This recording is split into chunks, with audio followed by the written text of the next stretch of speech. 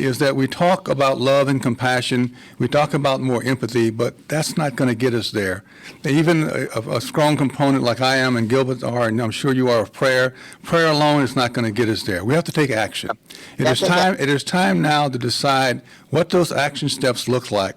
How are we going to mount the people we need to take the aggressive action, to do the things that we know that in our hearts needs to be done to change the situation going forward, and to get people really on target about what can and should be done, because we can't allow whether it's the social, economic, political stuff of poverty to continue or the issue of mass shootings to continue. We as a people, as a nation with humanity, as Texans and as Houstonians can do better. We know we can. We just got to be willing to rise to that occasion to make it happen.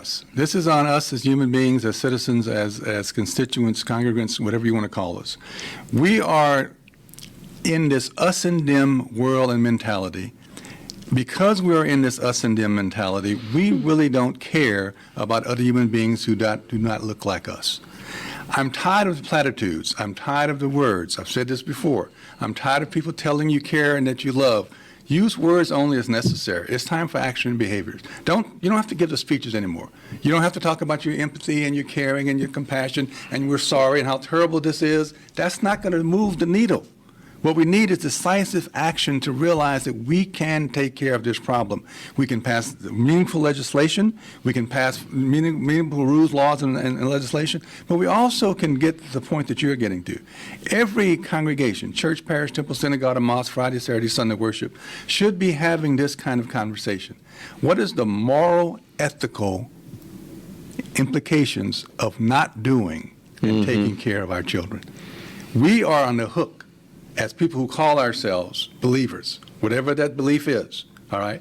Every tenet, every theological tenet of every denomination has a strand in it that says very clearly, we are to take care of the least, the lost, the less of our society. From our children to our elderly, we got to do a better job. In healthcare, we got to do a better job. Access to health, you name the issue. We're falling down. We're failing on not living up to the principles, the values that we uphold, quote unquote, as a religious country. Right? What are we doing going forward? You know, in public life and civic life, our time span and vision is very short. We only think sometime beyond the next election cycle. All right? Who's going to be the next mayor? Right. We need to go beyond that. Corporations and others plan far ahead, right? Most corporations can tell you who the next 2 or 3 CEOs are going to be, right? They already got succession planning. They're already grooming that person. We need to think about what we want to do around these issues from a long-term perspective.